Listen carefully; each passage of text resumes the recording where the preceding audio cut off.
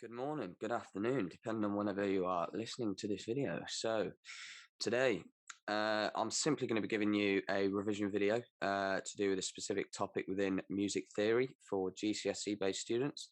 So, my name's Rhys and I'm from Simply Music Resources, and I hope that today's video helps you. So, the topic which I'm going to be covering is harmony and tonality. And as I've said, it's going to be presented by myself, Rhys. So first, let's look at what harmony and tonality actually is. So harmony is just simply the layering of two or more notes. So in most cases, this results either in an interval. So an interval consists of just two notes, or a chord, which generally is three notes or more. Right, so as we discussed, within music we have intervals and we have chords. Now, you might see an interval played like,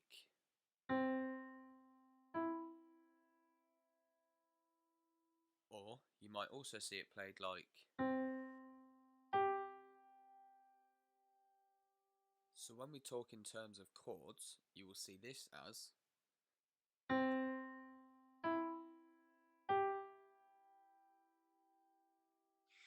So tonality is purely just the characteristics of a piece of music, which is always relative to its key center.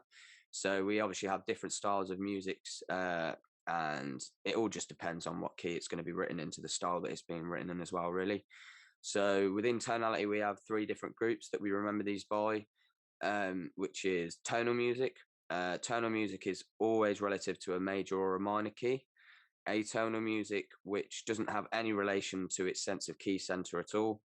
And thirdly, we have modal music, which is always relative to a mode. So moving on to triads now. What is a triad?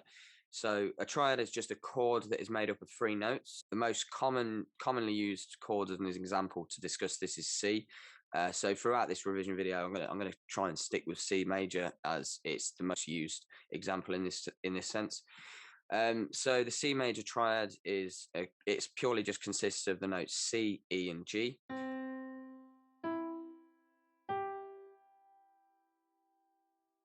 So C in this sense is going to be the starting note. So we refer to this as the root note. E is a third above the root note. And then G is obviously the fifth above the root note. Now, when I'm talking in terms of third and fifth, this is just the degrees of the scale on which I'm talking about. If we go back to our key example here, C major. Degrees of the scale is all about how many steps it's taken. So we have first, second, third, fourth and fifth, and also sixth and seventh. We have different types of chords in music. We remember these in four groups. So the first one, we have a conchord, and this is where all the notes in the chord are just perfectly well balanced, and just altogether it feels, nice and settled and complete within itself. Secondly, we have a discord. Now, a discord just has a multiple of notes that sort of clash together. They don't really sit well together. So, as a listener, it sort of feels unsettled and unbalanced. Thirdly, we have diatonic harmony. This involves notes that are taken from a more specific key that's being used. So obviously, this depends on whatever key that the song's going to be written in. And fourthly, we have chromatic harmony, which uses notes specifically from outside the key that's being used. And this just adds a lot more diversity to the music and the style of music that you're trying to write in. So, tonic, dominant, and subdominant. Subdominant, sorry. So, tonic, dominant, and subdominant is the relationship between chords, positions, and the key that it's following. So, the tonic, we refer to this as chord number one, and it is built from the first note of the scale. So, it's built purely from the root note. The subdominant is chord four. So, this is built from the fourth note on the scale. And then the dominant note is referred to as chord five. So this is built up from, you've guessed it, the fifth note from the scale.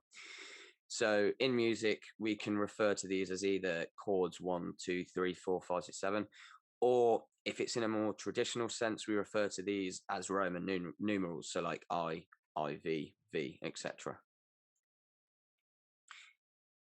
So using the C major scale as an example, chords 1, 4, and 5 would be known as C, F, and G. So when I'm talking C, F, and G there, I don't just mean the notes. I'm talking about the chords C major, F major, and G major. So chords 2, 3, and 6 of the major scale are going to be played as minor chords. So I'm just going to give you an example of the difference between obviously a major and a minor chord so you can hear the clash. Right, just so that you can hear the difference, we have a C major and then we have a C minor. All you're doing is changing one note, but the outcome can be very dramatic. So this leaves us with chord 7. Now, chord 7 is played as a diminished chord. Now, you might not have seen a diminished chord before, and it might look a bit weird, but it can help to spice up the music a lot when you are writing. So I'm just going to give you an example of what this looks like on the piano. Right, so within the C major scale, we play a B diminished chord like this. Now, diminished chords are also known as a passing chord.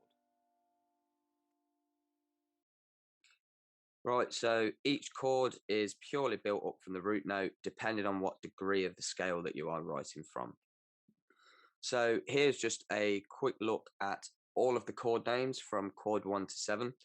So chord 1 is referred obviously as the tonic, 2 is the supertonic, 3 is the mediant, 4 is obviously the subdominant, 5 is the dominant, 6 is the submediant, and 8 is the leading tone.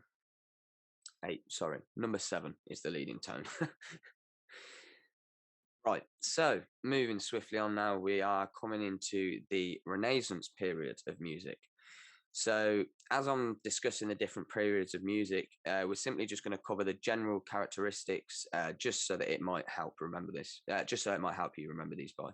So, within the Renaissance periods, there is a lot of combining of polyphonic melodies. This has helped to create harmonies. Now, if you're unsure about polyphonic, this actually is covered in another video to do with Simply Music resources on our channel. So if you want to check that out, it goes into a lot more detail.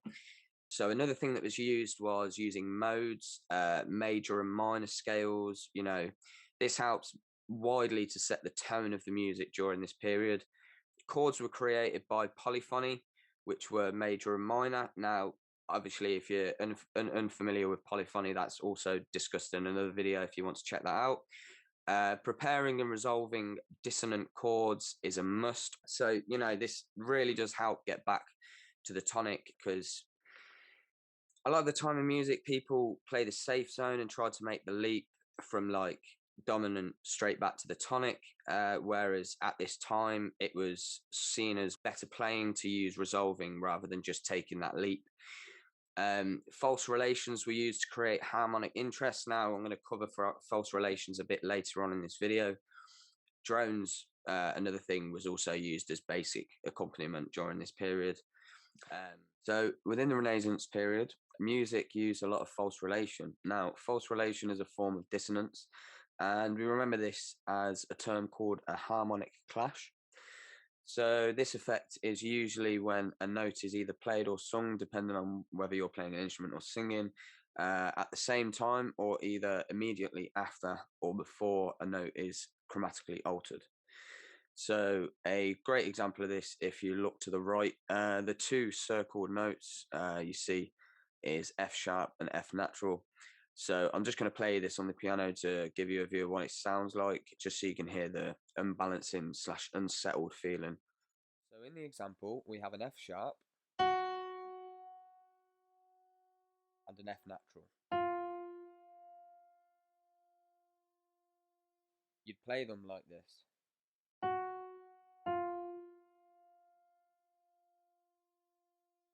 But to hear the true harmonic clash, play them together. Right, so as we come on to the Baroque period now, the general characteristics throughout the period. So music was usually composed mainly in modes.